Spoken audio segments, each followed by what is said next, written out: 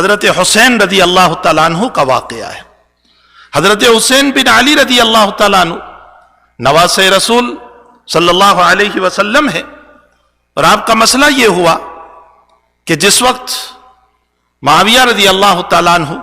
کا انتقال ہوا، اور معاویہ کے انتقال کے بعد یزید نے معاویہ کی جگہ سنبھالی، تو تمام جگہ کے خلفاء کو خط لکھا، گورنروں کو خط لکھا کہ اپنے ماتحتوں سے میرے لیے بیعت لی جائیں، خاص کر کے مدینے میں خط لکھا۔ مدینے کا اس وقت گورنر ولید بن عتبہ بن ابی سفیان تھا۔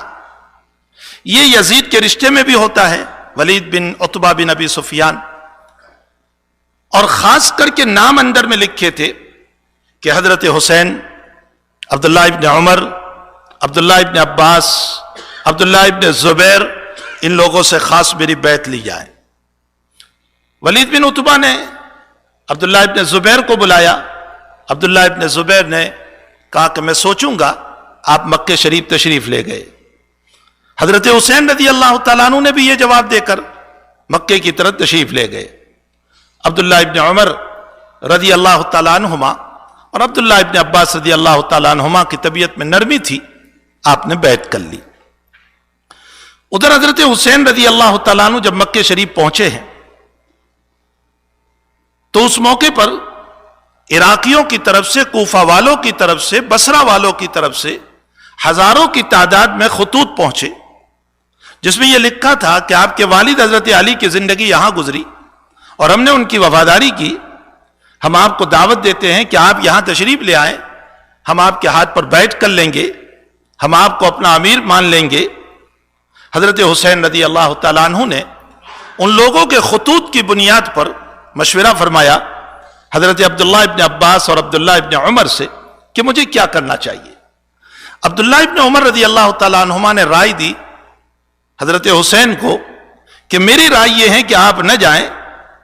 اس لیے کہ کوفہ والوں کا کوئی اعتماد اور بھروسہ نہیں ہے، اور اہل کوفہ یہ جسمن تمہارے ساتھ ہے لیکن تلوار کے اعتبار سے یزید کے ساتھ ہے، آپ نہ جائیں، ان کی غداری ہوگی اور خاموخواہ کے لیے آپ کا مسئلہ ہوگا۔ حضرت حسین رضی اللہ تعالیٰ عنہ نے اپنا نائب بنا کر کے مسلم ابن عقیل رضی اللہ تعالیٰ عنہ، جو حضرت عقیل کے بیٹے ہیں مسلم، ان کو بھیجا تھا، اور ان کے ہاتھ پر سارے لوگوں نے بیٹھ کر کے یہ کہا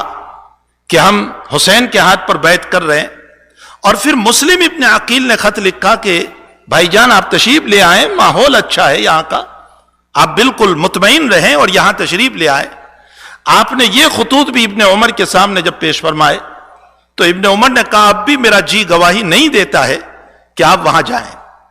تاہم پھر آپ جو مناسب سمجھے۔ حضرت حسین رضی اللہ تعالیٰ عنہ نے اپنی فیملی کے ساتھ، جو قریباً 74 یا 75 آدمی تھے، 75 افراد تھے، کوفہ کی طرف آپ نے سفر کیا۔ قطعاً حاشا وکلا، العیاذ باللہ، العیاذ باللہ، قطعاً کوئی جنگ کا ارادہ نہیں، یہ تو کوفہ کی دعوت پر جا رہے تھے، یہ خاموخواہ کے لیے لوگوں نے مشہور کر رکھا ہے۔ حضرت تو اہل کوفہ کی دعوت پر روانہ ہوئے، اگر لڑنا مقصود تھا تو عورتوں کو کیوں ساتھ لے جاتے؟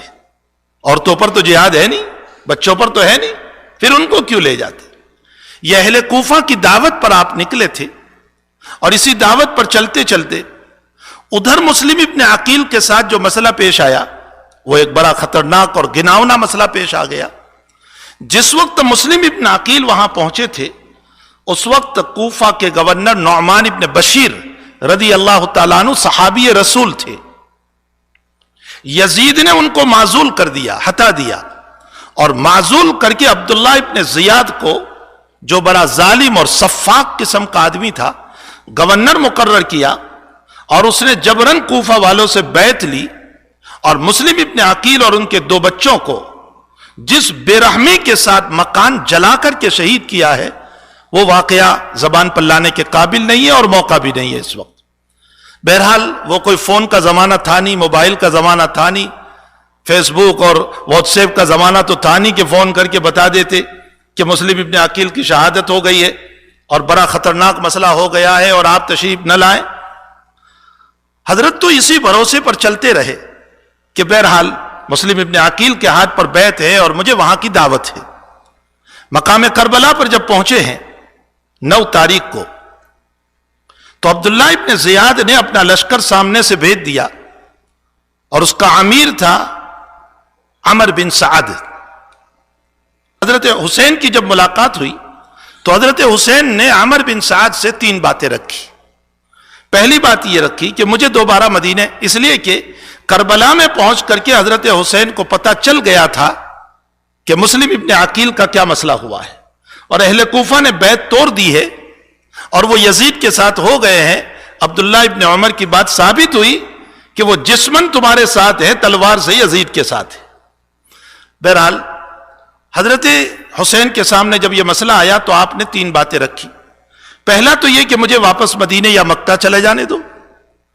دوسرا یہ کہ یا تو مجھے یزید کے پاس جانے دو، میں سیدھا اس سے بات کر لوں. اور تیسرا یہ کہ مجھے اور کسی کنٹری میں چلے جانے دو، میں وہاں چلا جاؤں. لیکن عمر بن سعد نے ایک بات نہیں مانی. بات تو کیا مانتا، اس کو پتا تھا کہ اگر یہ یزید کے پاس جائیں گے تو ان کی زبان کی وجہ سے جیسے یزید کے باپ معاویہ کے ساتھ حضرت حسن کی صلح ہو گئی تھی، حسین کی بھی صلح یزید کے ساتھ ہو جائے گی اور یہ لوگ قطعاً نہیں چاہتے تھے کہ صلح ہو جائے. بہرحال اس کے بعد جو کربلا کا واقعہ پیش آیا، اس کے بعد کیا کیا مسائل ہوئے، وقت نہیں ہے ورنہ میں ان مسائل کو اور ذکر کرتا. انشاءاللہ تعالی پھر کبھی موقع رہا تو میں اس واقعے کی اگلی کڑیوں کو کہ پھر آگے حسین رضی اللہ تعالیٰ عنہ کا کیا مسئلہ اور شہادت کا مسئلہ اور پھر آپ کے جسم کے ساتھ کیا کیا گیا اور یزید کے کیا مسائل ہوئے اور عبید اللہ بن زیاد نے کیا کیا، انشاءاللہ کسی موقع پر ان کڑیوں کو ہم سنیں گے. اللہ تعالیٰ ہم تمام کو اپنے اکابر کی وابستگی نصیب فرمائیں اور اللہ تعالیٰ وہ خون تو کیا کم سے کم ہمیں دین کے لیے اپنا پسینہ بہانے کی بھی اللہ ہمیں توفیق عطا فرمائے. وصلی اللہ علیہ نبی